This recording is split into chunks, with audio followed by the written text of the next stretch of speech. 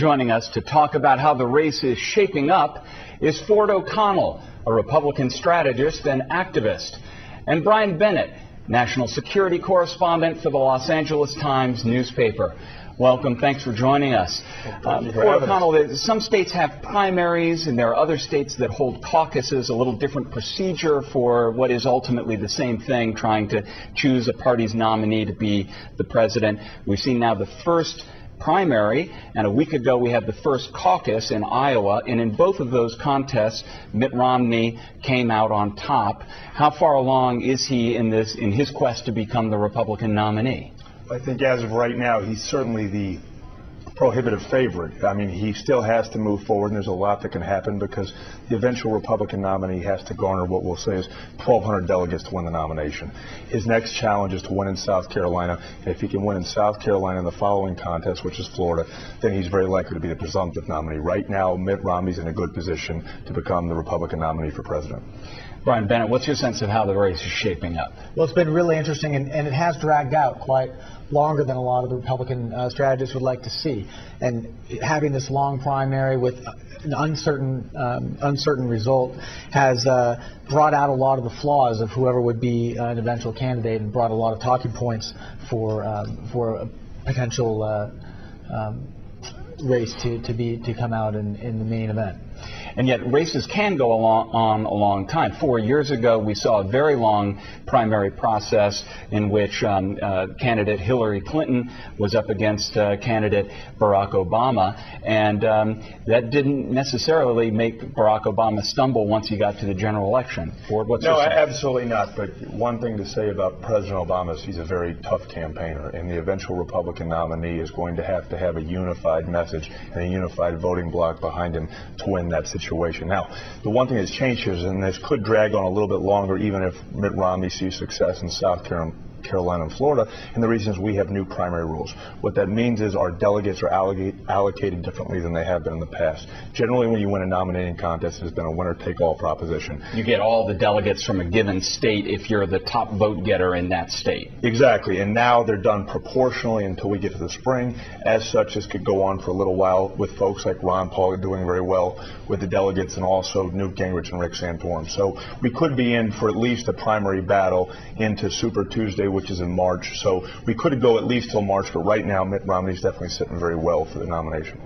Brian Bennett, what's your sense if it goes through till March or even beyond? Does that hurt the candidate or help him in having to strengthen his message that he'll have to use later on? Well, there is the argument that it's a trial by fire and it hardens the eventual winner of the race. But there have been examples in the past where certain talking points that came out during the primary really stuck. And one of the things that people are pointing to right now with Romney, the front runner, is some of his opponents have been looking at his track record at Bain Capital. Bain Capital is a financial firm that Mitt Romney was the head of for many years. That's right. And Romney is, in a lot of ways, running on his private sector experience, saying, look, I've worked in the private sector. I know how to handle this tough economy here in the United States, given that experience. And some of his rivals in the primary process have said, look, what you did at Bain Capital was you dismantled companies and have criticized him for that. And that is a type of message that could stick with the larger, when it comes to the larger campaign, that could stick against Romney. Well, I think in the general election, that's precisely the issue that President Obama is going to go after, and it's one that he has to tout for a while if he wants to win re-election. The other issue out there is that President Obama is going to say that Mitt Romney is out of touch with independent voters, that he doesn't understand the sort of struggles that the average working American is going through. And if Mitt Romney can sort of overcome both those messages, and given our sort of economic situation, if he can prove that he is the best candidate for the economy moving forward, we're in for a very tight election that could be decided by about 8 states, with Florida and Ohio in the general election being the most important. Ron Paul not only came in second in New Hampshire, but he also did well in Iowa. And key to his support has not only been the monetary policy that we just heard him talking about, but also his particular stand on foreign affairs, on defense policy in the U.S. He's the sort of rare Republican candidate who makes a case that the U.S. should be getting out of just about every place in the world, out of foreign entanglements, out of war zones, bring troops home. And that's in strong contrast to Mitt Romney, who in his speech was saying he opposed President Obama's effort to cut back on American military superiority, and Romney said, "I will insist on a military so powerful no one would think of challenging it." How big a divide is there right now in this Republican field on foreign policy issues, Brian Bennett? Well, on foreign policy, the Republican field has been all over the map, and it's really one of the more fascinating parts of this primary is some of the radical ideas that some of the candidates have put out, and you see them getting votes. I mean, you see Ron Paul got a significant portion of the votes here in New Hampshire with an idea to radicalize the U.S. monetary system. And in foreign policy, he wants to has an isolationist stance. He wants to bring foreign aid down to zero and start it there.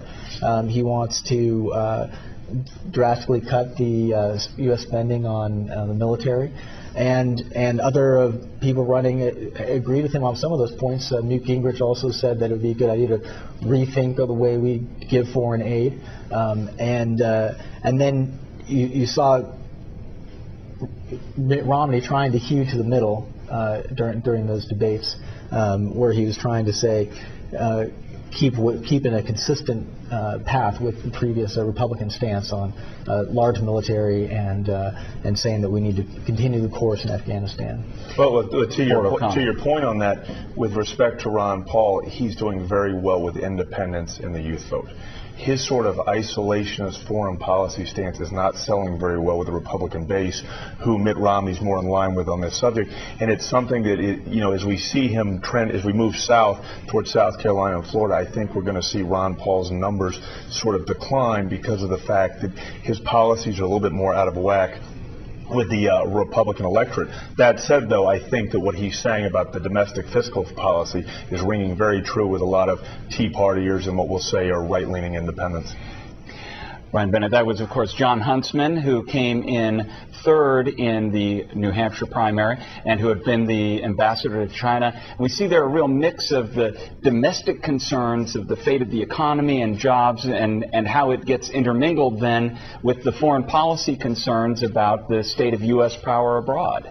And when we saw that come in to discussion in the debate, and John Huntsman himself did focus a lot on China since he was recently ambassador there, and said, rather than isolating ourselves from China, not engaging with China, we should strengthen our manufacturing industry, we should strengthen our economy here in the United States to really be an economic competitor with China, rather than taking other steps that would isolate our relationship.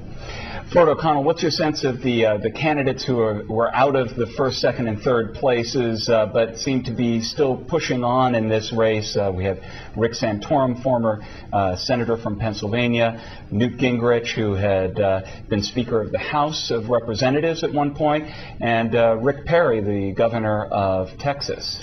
Well, if one of them wants to stop sort of the Mitt Romney momentum, they have to do it in South Carolina. South Carolina's population is a lot more socially conservative and fiscally conservative, and the two candidates who are sort of best positioned right now to sort of win South Carolina other than Mitt Romney are Newt Gingrich and Rick Santorum. And the question is, can they sort of get what we will call the anti-Romney voting bloc behind them? And if they can do that, then we can really drag this race out and we may have a whole new shape to it. But as of right now, those are the two candidates that are vying to upend Mitt Romney in South Carolina the next contest.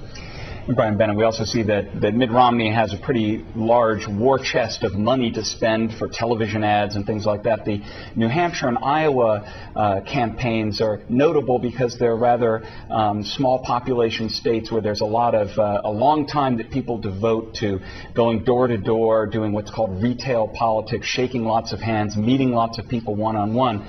But now we're going to see a switch, a move to states that are much larger and in which the campaign season in those particular states is going to be a week long or 2 weeks long. No more retail politics, a lot of television ads. What is that going to do about shaping where this election goes from here out? Well, I mean, this is where Romney's war chest and his sort of polished campaign could be a strength. He's got some headwinds because he is going down into South Carolina next, but he is going into Florida, which has a very large market that he can hit, and it's going to be interesting to see what happens coming up. Well, to Brian's point, Mitt Romney is definitely the best position from an organizing and fundraising standpoint to win, and you're going to need a lot of TV money if you want to win Florida. But one thing we haven't discussed that's in there is what we call super PACs, third-party groups who can sort of push messages on the candidate's sort of behalf. They're not really affiliated with the candidates, but they have a great ability to shape sort of the TV advertising on many of these campaigns, and right now they're really targeting Mitt Romney in an effort to slow him down. Brian Bennett, what's your sense of how the election shapes up if Mitt Romney does end up getting the nomination? Well, what we've seen is it's going to be a very tight race. It's going to be very tough, and as Ford said, Obama's a very tough campaigner, has a big apparatus, and if Romney gets the full weight of the Republican Party behind him, I think one of the struggles he's had that some of the Republicans have expressed is that they're not in love with Romney, and I think he's going to have really try to motivate the base and try to get people out. Well, to Brian's point, I think that if Mitt Romney is the eventual nominee, what's going to happen is 8 states are going to come into play, highlighted primarily by Florida and Ohio, in 2 groups that are not really part of the Republican circle that are going to help define who wins. That will be independents, who are right now a large voting bloc across those 8 states, and Hispanics. And whoever can win the independents and a good chunk of the Hispanic vote is going to be the next president of the United States. Brian Bennett, we just have a few moments left. What do we look for in the coming weeks to see how this race is shaping up? Well, we're gonna look at how hard people go after Romney in South Carolina, and how whether he can continue to get his lead, and we're going to look for whether some of the arguments against his presumptive nominee status stick or not. Ford, what are you looking for? In Mitt Romney, I'm looking to see if Mitt Romney can stay above the fray, message his economic plan properly, and win Florida and South Carolina. If he can do that, he'll go on to be the nominee. Well, I'd like to thank our guests here in VOA's Washington studios, Republican strategist and activist Ford OConnell, and Los Angeles Times national security correspondent Brian Bennett.